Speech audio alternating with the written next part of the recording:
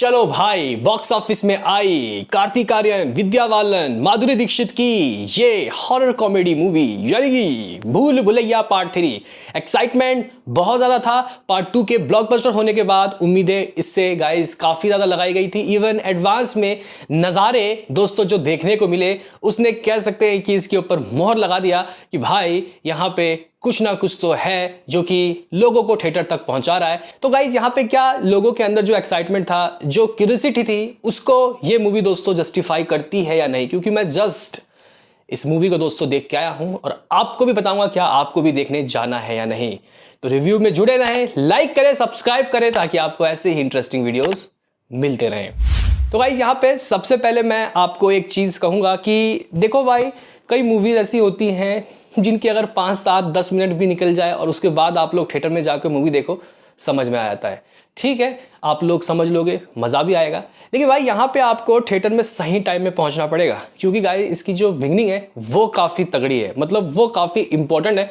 और वो चीज़ जो कहानी गाइस बिल्डअप उसका हुआ है, उसमें आपको कई चीज़ों के बारे में पता लगेगा। जैसे कि आखिर ओरिजिनली ओजी जो मंजुलिका यानी कि विद्या बालन है दोस्तों, उनका रिटर्न कैसे हुआ है, आखिर वो कैसे दोबारा दोस्तों आ गई हैं। और गाइज यहाँ पे उसके बाद कई चीज़ों का गाइज खुलासा होता है। यानी कि यहाँ पे शुरुआत से लेकर एंड तक ये जो मूवी है कई ट्विस्ट एंड टर्न से दोस्तों भरी पड़ी है। तो टाइम पे पहुंचना। अब गाइज यहाँ पे हम लोग बात कर लेते हैं कि बेसिकली मूवी कैसी है, क्या इंगेजिंग है, क्या यहाँ पे प्रीवियस पार्ट से 19 है या फिर 20 है। क्योंकि गाइस उस वक्त मुझे याद है बॉलीवुड की मूवी नहीं चल रही थी भाई साहब। बॉलीवुड की मूवीज़ एक हिट देने के लिए गाइस स्ट्रगल कर रही थी। भूल भुलैया आई और उसने कह सकते हैं कि सारे समीकरण चेंज किए। कार्तिक आर्यन को उनके करियर की सबसे बड़ी ब्लॉकबस्टर मूवी मिली और बॉलीवुड को भी दोस्तों कह सकते हैं कि उस वक्त एक शरीर में जान, एक ऑक्सीजन दोस्तों मिल गया था भूल भुलैया पार्ट 2 से। तो यहाँ पे क्या पार्ट 3 वही काम करेगा? क्योंकि अगर हम लोग देखें तो अभी 2 महीने से शांत है भाई साहब, बॉक्स ऑफिस शांत है। तो क्या यहाँ पे थर्राएगा? तो गाइज यहाँ पे अगर मैं आपको बोलूं, रुको मत, सबर मत करो, सीधा टिकट बुक कराओ। जी गाइस, ये एक कंप्लीट फैमिली एंटरटेनमेंट दोस्तों पैकेज है। इस दिवाली में कह सकते हैं कि दोस्तों यहाँ पे हॉरर कॉमेडी का तड़का जो आपको मिलने वाला है वो जबरदस्त, बेहतरीन, लाजवाब। जैसे कि गाइस आप लोगों को पता होगा कि अभी जो ऑडियंस है वो बदल चुकी है। वो किसी बड़े सुपरस्टार की मूवी को नहीं बल्कि बड़े अच्छे कंटेंट को दोस्तों प्रेफर कर रही है। भाई साहब, किसी ने सोचा था कि स्त्री 2 इतना कलेक्शन करेगी? मतलब इंडस्ट्रियल हिट है गाइस वो।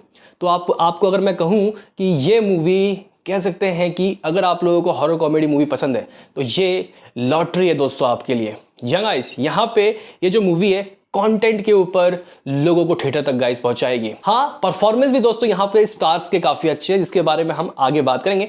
लेकिन यहाँ पे मैं ये गाइस कहना चाहता हूँ कि कंटेंट बहुत ज़बरदस्त है। यहाँ पे अनीस बाज़मी ने एक परफेक्ट दोस्तों मूवी को बनाया है, यानी कि निर्देशन ज़बरदस्त है दोस्तों। मैं यहाँ पे कहानी के ऊपर आऊँगा, हालांकि खुल के नहीं बात करेंगे क्योंकि ट्विस्ट एंड टर्न्स इतना है कि कुछ भी अगर बोला जाए तो स्पॉइलर हो जाएगा।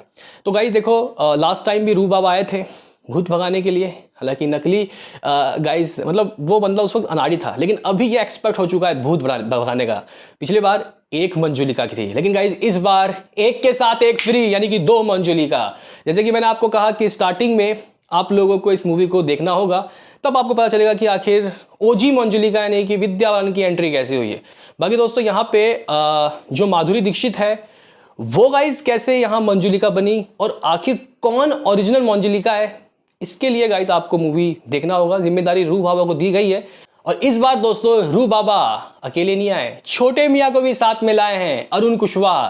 गाइस छोटे मियाँ का जो गाइस कैरेक्टर है वो काफ़ी आपको फनी लगेगा। और गाइस यहाँ पे मैं ये कहना चाहता हूँ कि उनका काम नेचुरल है।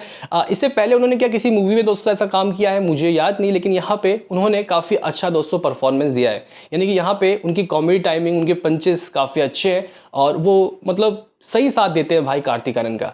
आप लोग बोलोगे कि यार ठीक है छोटे मियाँ, लेकिन हमारे ओजी कॉमेडियन यानी कि राजपाल यादव, संजय मिश्रा का क्या सीन है?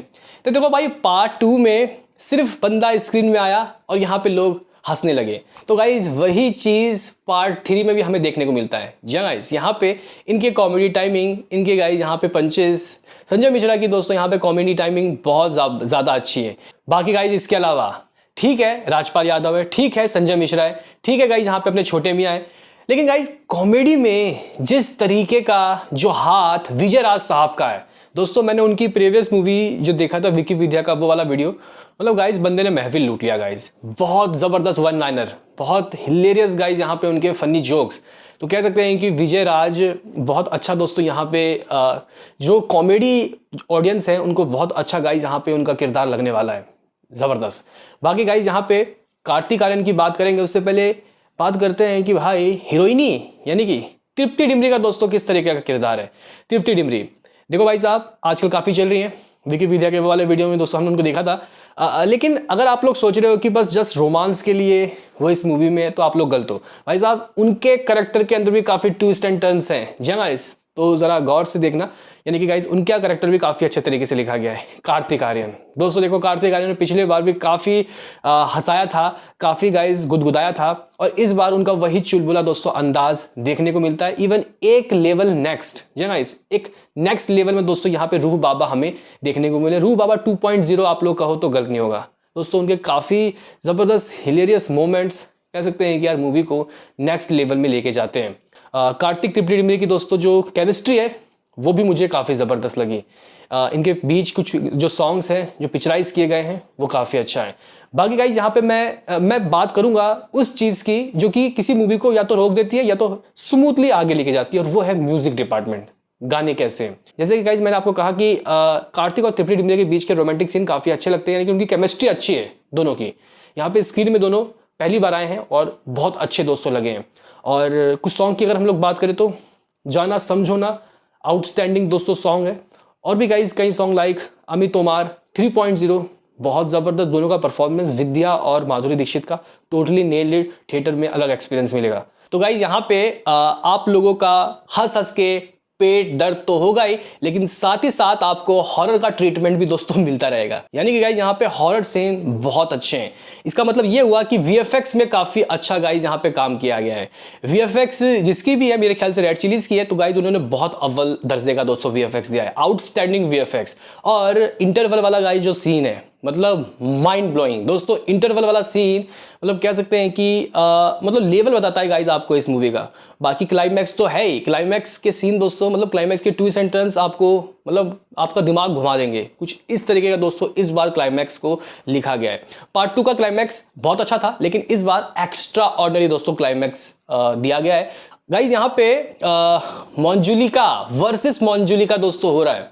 तो यहाँ पे माधुरी दीक्षित और जो ओजी मंजुलिका है यानी कि विद्या बालन के एक्शन सीन भी है बाकायदा भाई साहब। एक्शन भी है इस मूवी में, रुको जरा सब्र करो, हॉरर कॉमेडी नहीं एक्शन भी है। तो गाइस इनके बीच के जो फाइटिंग सीन है ये बहुत अच्छे लगते हैं, काफ़ी रियल लगते हैं, और एक वक्त में तो दोस्तों दोनों से बहुत ज़्यादा डर भी लगता है। तो कहीं ना कहीं अब यहाँ पे देखना यह है कि रूह बाबा क्या इनको रोक पाएंगे, और असली मंजुलिका कौन है भाई साहब, इसके लिए आपको थिएटर जाना पड़ेगा। और मैं ये लिख के देना चाहता हूँ कि दोस्तों आपको फुल ऑन एंटरटेनमेंट का जो डोसा है वो ये मूवी यानी कि भूल भुलैया पार्ट 3 देगी, और ये कह सकते हैं कि इस फ्रेंचाइजी को एक और नेक्स्ट लेवल में दोस्तों लेके जाने वाली है। तो दिवाली के वीकेंड में फैमिली ऑडियंस के लिए दोस्तों ये एक परफेक्ट गिफ्ट है मेरे हिसाब से। और मुझे लगता है कि जो हॉरर कॉमेडी मूवीज़ देखता है वो तो देखेंगे ही, साथ ही जो न्यूट्रल ऑडियंस है जो इस वीकेंड कोई मूवी गाइस देखने का प्लान बना रहे हैं वो भी इस मूवी को जाके देखेंगे तो डिसअपॉइंटमेंट हाथ नहीं लगेगी। तो कुल मिला के ये एक परफेक्ट फैमिली मूवी है, और मुझे लगता है कि ये मूवी काफ़ी अच्छे बॉक्स ऑफिस से भी नंबर ला सकती है। आपने अगर मूवी देखी है तो बताओ भाई कैसी लगी, नहीं देखी तो जाओ थिएटर सीधा, किसी की सुनो मत। मिलते हैं किसी नेक्स्ट वीडियो में, अभी के लिए इतना ही।